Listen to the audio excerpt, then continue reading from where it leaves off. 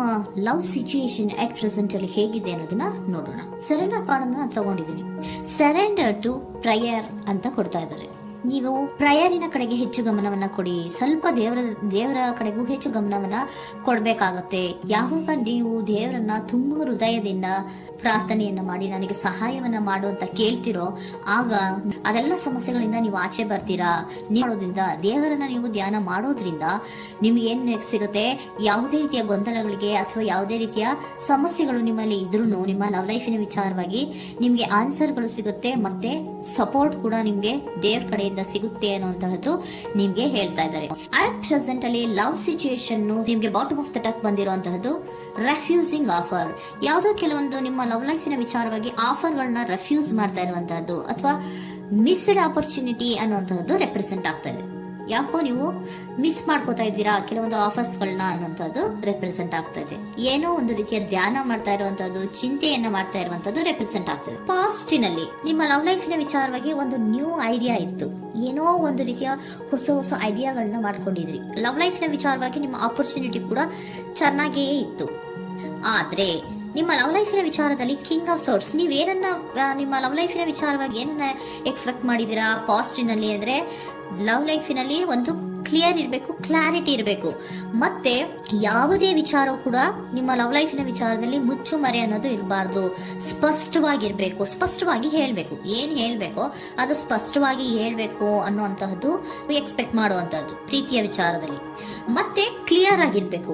ಏನು ಅಂದ್ರೆ ನಿಮ್ಮ ಲವ್ ಲೈಫಿನಲ್ಲಿ ಒಂದು ಸ್ಟ್ರಾಂಗ್ ಆಗಿರ್ಬೇಕು, ಸ್ಟ್ರಾಂಗ್ ಬಾಂಡೇಜ್ ಇರಬೇಕು. ಮತ್ತೆ ಯಾವುದೇ ರೀತಿಯ ಚೈಲ್ಡಿಶ್ ಬಿಹೇವಿಯರ್ ಅನ್ನ ಮಾಡಬಾರ್ದು ಅನ್ನೋದು ಪಾಸ್ಟಿನಲ್ಲಿ ನೀವು ಎಕ್ಸ್ಪೆಕ್ಟ್ ಮಾಡಿರೋಂಥದ್ದು ರೆಪ್ರೆಸೆಂಟ್ ಆಗ್ತಾ ಇದೆ. ನೀವು ಅದೆಲ್ಲ ಎಕ್ಸ್ಪೆಕ್ಟ್ ಮಾಡಿದಾಗ ಯಾವಾಗ ನಿಮ್ಗೆ ಅದು ಸರಿ ಹೋಗಲ್ಲ ಅನಿಸ್ತೋ ಆಗ ನೀವು ಪ್ರೀತಿಯಿಂದ ಮುಂದೆ ಬಂದಿರುವಂತಹದ್ದು ಬಿಟ್ಟು ಮುಂದೆ ಬಂದಿರುವಂತಹದ್ದು ರೆಪ್ರೆಸೆಂಟ್ ಆಗ್ತಾ ಇದೆ.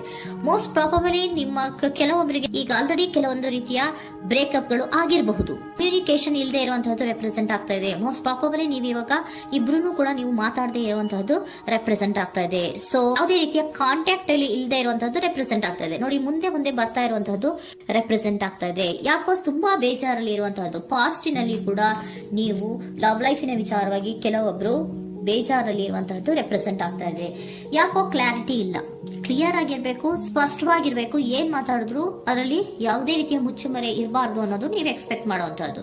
ಪಾಸ್ಟಿನಲ್ಲಿ ಕೂಡ ನಿಮ್ಗೆ ಸ್ವಲ್ಪ ಬೇಜಾರುಗಳಾಗಿರುವಂತಹದ್ದು ರೆಪ್ರೆಸೆಂಟ್ ಆಗ್ತಾ ಇದೆ. ಅಟ್ ಪ್ರೆಸೆಂಟಿನಲ್ಲಿ moon card, 9 of swords, 6 of swords ಬಂದಿದೆ. ಮೂನ್ ಕಾರ್ಡ್ ಏನನ್ನ ರೆಪ್ರೆಸೆಂಟ್ ಮಾಡುತ್ತೆ? ಇಲ್ಯೂಷನ್ ಅನ್ನ ರೆಪ್ರೆಸೆಂಟ್ ಮಾಡುತ್ತೆ. ಕೆಲವೊಂದು ರೀತಿಯ ಭ್ರಮೆಗಳನ್ನ ರೆಪ್ರೆಸೆಂಟ್ ಮಾಡುತ್ತೆ, ಆತಂಕಗಳನ್ನ ರೆಪ್ರೆಸೆಂಟ್ ಮಾಡುತ್ತೆ. ಮತ್ತೆ ನಿಮ್ಮ ಲವ್ ಲೈಫಿನ ವಿಚಾರದಲ್ಲಿ ಯಾವುದೇ ರೀತಿಯ ಸ್ಥಿರವಾಗಿ ಇಲ್ಲ, ಯಾವುದು ಕರೆಕ್ಟ್ ಆಗಿ ಇಲ್ಲದೆ ಇರುವಂತಹದ್ದು ನಿಮ್ಗೆ ರೆಪ್ರೆಸೆಂಟ್ ಆಗ್ತಾ ಇದೆ. ನೆಕ್ಸ್ಟ್ ಕಾರ್ಡ್ ಏನ್ ಬಂದಿದೆ? ಸೆಕೆಂಡ್ ಕಾರ್ಡ್ 9 ಆಫ್ ಸೋರ್ಟ್ಸ್ ಬಂದಿದೆ. ಇದರಲ್ಲೂ ಕೂಡ ನಿಮ್ಗೆ ಆತಂಕ ಇತ್ತು, ಇದರಲ್ಲೂ ಕೂಡ ಆತಂಕ ಇದೆ, ಭಯ ಇದೆ, ಕರೆಕ್ಟ್ ಆಗಿ ನೀವು ನಿದ್ರೆ ಮಾಡ್ತಾ ಇಲ್ಲ, ಯೋಚನೆ ಮಾಡ್ತಾ ಇರುವಂತಹದ್ದು ಈ ಎರಡೂ ಕಾರ್ಡ್ಗಳಲ್ಲೂ ರೆಪ್ರೆಸೆಂಟ್ ಆಗ್ತದೆ. ಇದರಲ್ಲೂ ಆತಂಕಗಳಿದೆ, ಇದರಲ್ಲೂ ಆತಂಕ. ಅಟ್ ಪ್ರೆಸೆಂಟಿನಲ್ಲಿ ಕೆಲವೊಂದು ರೀತಿಯ ವಿಚಾರಗಳಲ್ಲಿ ಭಯವನ್ನ ಪಡ್ತಾ ಇರುವಂತಹದ್ದು ರೆಪ್ರೆಸೆಂಟ್ ಆಗ್ತಾ ಇದೆ. 6 ಆಫ್ ಸೋರ್ಟ್ಸ್ ಕೂಡ ಏನಾಗ್ತಾ ಇದೆ? ಮೂವಿಂಗ್ ಆನ್, ಮುಂದೆ ಹೋಗ್ತಾ ಇರುವಂತಹದ್ದು. ಬೇಜಾರಿಂದ ನೀವು ಮುಂದೆ ಹೋಗ್ತಾ ಇರುವಂತಹದ್ದು ರೆಪ್ರೆಸೆಂಟ್ ಆಗ್ತಾ ಇದೆ. ಅಟ್ ಪ್ರೆಸೆಂಟಿನಲ್ಲಿ ಯಾವುದೇ ರೀತಿಯ ಸಮಾಧಾನದಿಂದ ಇದ್ದಿರುವಂತಹದ್ದು ಈ ರೀಡಿಂಗ್ ಗಳಲ್ಲಿ ಕಾಣಿಸ್ತಾ ಇಲ್ಲ. ಓಕೆನಾ? Take it resonate. ನಿಮ್ಗೆ ರೆಸೋನೇಟ್ ಆದ್ರೆ ಮಾತ್ರ ತಗೊಳ್ಳಿ. ನೆಕ್ಸ್ಟ್ ಕಾರ್ಡ್ ಇಮಿಡಿಯೇಟ್ ಫ್ಯೂಚರ್ ನ ಬಗ್ಗೆ ನೋಡೋದಾದ್ರೆ ನೈಟ್ ಆಫ್ ಸೋರ್ಟ್ಸ್ ಬಂದಿದೆ. ಅಂದ್ರೆ ಈ ಕೆಲವು ಬೇಜಾರುಗಳಿಂದ ಏನ್ ಈ ಮೂವ್ ಆನ್ ಆಗ್ತಾ ಇದಿರಲ್ವಾ, ಕೆಲವೊಂದು ವಿಚಾರಗಳನ್ನ ಕ್ವಿಕ್ ಥಿಂಕಿಂಗ್ ಅನ್ನ ಮಾಡಿ ನೀವು ಮುಂದೆ ಬರುವಂತಹದ್ದು, ಕೆಲವೊಂದು ಆಕ್ಷನ್ಸ್ ಗಳನ್ನ ತಗೊಳ್ಳುವಂತಹದ್ದು ರೆಪ್ರೆಸೆಂಟ್ ಆಗ್ತಾ ಇದೆ. ನಿಮ್ಮ ಲವ್ ಲೈಫಿನ ವಿಚಾರವಾಗಿ ಕ್ವಿಕ್ ಥಿಂಕಿಂಗ್ ಅನ್ನ ಮಾಡಿ ಏನ್ ಮಾಡ್ಬೇಕು, ಹೇಗ್ ಮಾಡ್ಬೇಕು ಅಂತ ಕ್ವಿಕ್ ಥಿಂಕ್ ಅನ್ನ ಮಾಡಿ ನೀವು ಮುಂದೆ ಬರುವಂತಹದ್ದು, ಮತ್ತೆ ಕೆಲವೊಂದು ರೀತಿಯ ಆಕ್ಷನ್ ಗಳನ್ನ ತಗೋತಾ ಇರುವಂತಹದ್ದು ರೆಪ್ರೆಸೆಂಟ್ ಆಗ್ತಾ ಇದೆ. ಕ್ವೀನ್ ಆಫ್ ಕಪ್ ಏನನ್ನ ರೆಪ್ರೆಸೆಂಟ್ ಮಾಡುತ್ತೆ? ಬಹಳ ಕೇರಿಂಗ್ ಅನ್ನ ರೆಪ್ರೆಸೆಂಟ್ ಮಾಡುತ್ತೆ. ಏನಿರ್ಬೇಕು ಲವ್ ಲೈಫಿನ ವಿಚಾರದಲ್ಲಿ? ನೋಡಿ, ನೀವು ನೋಡ್ತಾ ಇರೋದು ಹೇಗ್ ನೋಡ್ತಾ ಇದ್ದೀರಾ? ನಿಮ್ಮ ಲವ್ ಲೈಫಿನ ವಿಚಾರದಲ್ಲಿ ಏನಿರ್ಬೇಕು ಅಂತ ಎಕ್ಸ್ಪೆಕ್ಟ್ ಮಾಡ್ತೀರಾ? ಸ್ವಲ್ಪ ಸ್ಟೇಬಲ್ ಆಗಿರ್ಬೇಕು, ಬಹಳ ಕೇರಿಂಗ್ ಇರ್ಬೇಕು, ಎಮೋಷನಲ್ ಇರ್ಬೇಕು ಅದರಲ್ಲಿ ಅನ್ನುವಂಥದ್ದು ನೀವು ಎಕ್ಸ್ಪೆಕ್ಟ್ ಮಾಡುವಂಥದ್ದು. ಈ ನಿಯರ್ ಫ್ಯೂಚರ್ ನಲ್ಲಿ ನೀವು ಆ ರೀತಿ ಎಕ್ಸ್ಪೆಕ್ಟ್ ಮಾಡುವಂತಹದ್ದು. ನೆಕ್ಸ್ಟ್ ಕಾರ್ಡ್ ಬಂದಿರುವಂತಹದ್ದು ಏರೋಫೆಂಟ್ ಕಾರ್ಡ್ ಬಂದಿದೆ. ಏರೋಫೆಂಟ್ ಕಾರ್ಡ್ ಏನನ್ನ ರೆಪ್ರೆಸೆಂಟ್ ಮಾಡುತ್ತೆ? ಕೆಲವೊಂದು ವಿಚಾರಗಳ ಬಗ್ಗೆ ತಿಳ್ಕೊತಾ ಇರುವಂತಹದ್ದು. ಏನೋ ಕೆಲವು ವಿಚಾರಗಳ ಬಗ್ಗೆ, ನಿಮ್ಮ ಲವ್ ಲೈಫಿನ ವಿಚಾರಗಳ ಬಗ್ಗೆ ತಿಳ್ಕೊತಾ ಇದ್ದೀರಾ. ಏನಾಗಿದೆ, ಹೇಗಾಗಿದೆ, ಸ್ವಲ್ಪ ಆಕ್ಷನ್ಸ್ ಅನ್ನ ತಗೋಬೇಕು ಅಂದ್ರೆ ನಾನು ಸ್ವಲ್ಪ ಕೇರ್ ಅನ್ನ ಮಾಡಬೇಕು, ಸ್ಟೇಬಲ್ ಆಗಿರ್ಬೇಕು ಅಂದ್ರೆ ಸ್ವಲ್ಪ ನಾನು ಕೇರ್ ಅನ್ನ ಮಾಡಬೇಕು, ಆಕ್ಷನ್ ನ ತಗೋಬೇಕು ಅನ್ನುವಂತಹ ನಿರ್ಧಾರಗಳನ್ನ ನೀವು ಮಾಡ್ತಾ ಇರುವಂತದ್ದು ರೆಪ್ರೆಸೆಂಟ್ ಆಗ್ತಾ ಇದೆ.